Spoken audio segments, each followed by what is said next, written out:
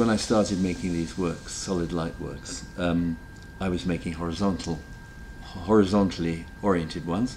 There was a very close relationship to cinema, in that you had the projector and the screen, and although people walked around, it wasn't, nonetheless, all the references were to cinema, what was called expanded cinema, which was a kind of anti-cinema at the time, in the 70s. 20 years later I started making the vertical works, and they were exactly the same scale as the ones from the 70s, except they were vertical, with the projector on the ceiling projecting down onto the floor. The reference was absolutely still there, but it was quite quiet, and what seemed to come to the fore was a sculptural reference, even an architectural one. They were like tents of light, they were like virtual architectures, if you like. Gradually that led to the thought that there was another orientation which was somewhere in between. That is very much one of the dynamics in the piece, I think, is that it is one form impossibly goes through another form. And resolving that, of course, is part of the work of being a spectator there. The other element was sound, which I've been gradually thinking about more and more in the last 5 or 6 years. One of my first works of art was a sound installation, and it bears a very close resemblance to the one in this installation. Thinking of white noise as a space-occupying sculptural object that can be moved through a space. And I made the first version of that in 1972. It was never exhibited, but I went looking for it a few years back and found all of my original instructions for when I'd been in the electronic music studio where I'd made it. It's a completely synthetic sound piece. It's not, it isn't a recording of ocean waves, though it strongly resembles them. The hint in the title is that it's very much of a maritime work. I can't explain very much about that at the moment. I'm still thinking about it, but I think it's a break from the vertical works and the horizontal ones in some way. At the end of the 70s, I had some difficulties. I was about 30, and it dawned on me I hadn't actually got a career, or I'd made a very bad career decision. And so that was a real difficulty, because the galleries then were hospitable enough to the kind of work I was doing, but they didn't really show it, nor did they sell it, and neither did the museum. So there was one was in a different institutional space, which was called avant-garde cinema, but it had no economic basis at all. And so I had to make a living, and I had trained to do graphic design when I was at art school, and I began doing that for a living.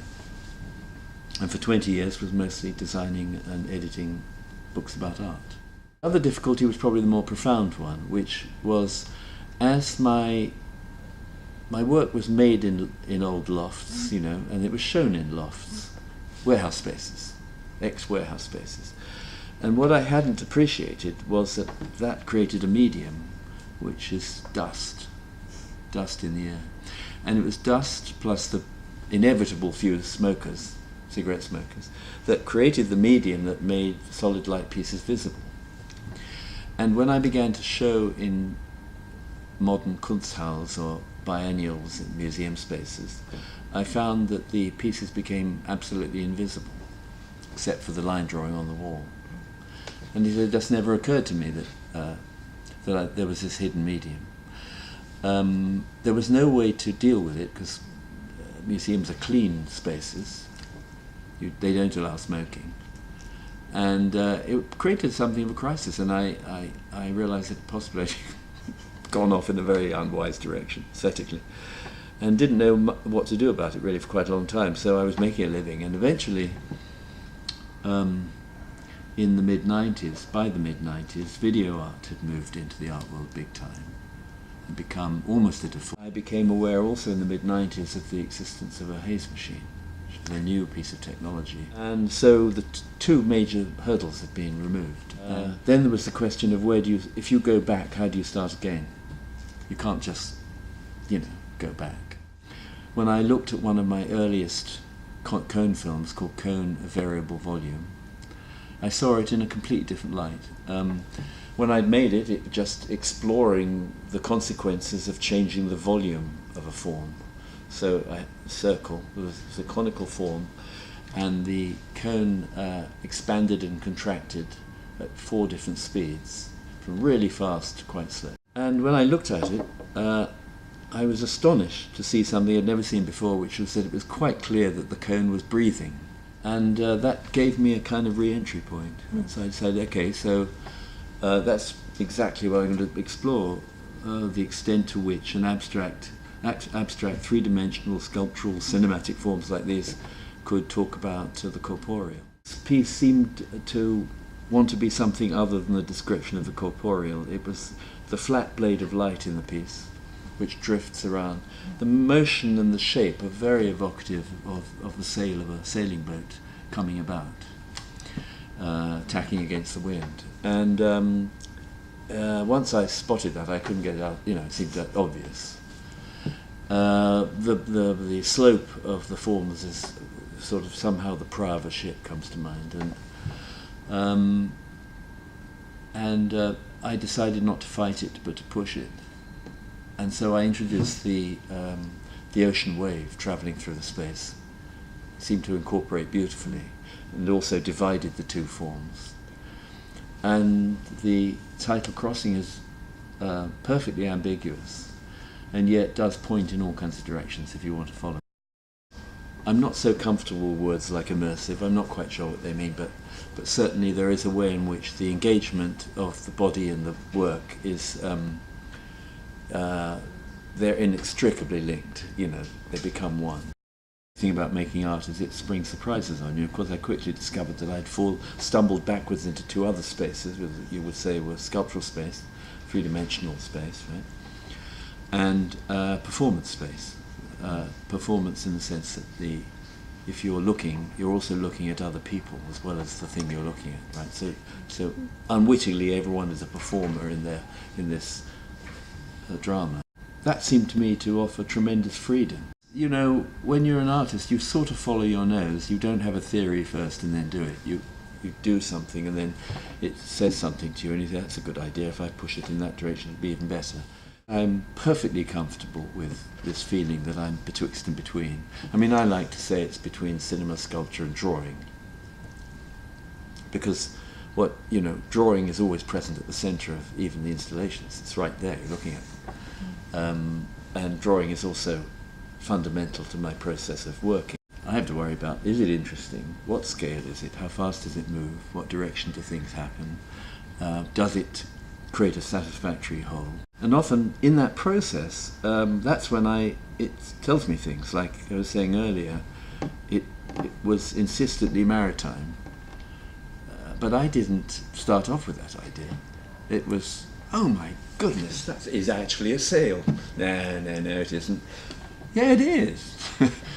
But of course I could have fought that and said, no, it's actually not that. My work is not site-specific, but it is extremely site-sensitive. So the piece is very carefully placed in that rectangle and angled. For instance, when people come into an installation, I think about what it is they'll see when they first walk in. Technical issues were resolved mostly before I came. We had a correspondence went on over a 9-month period. I was working at this museum is extraordinary because I've never worked with such good technical people, and to the degree that we even had a meeting with the people who handle the HVAC to see if we could adjust the air currents in the room somewhat. We could. It's a commission, which is a new thing for me, and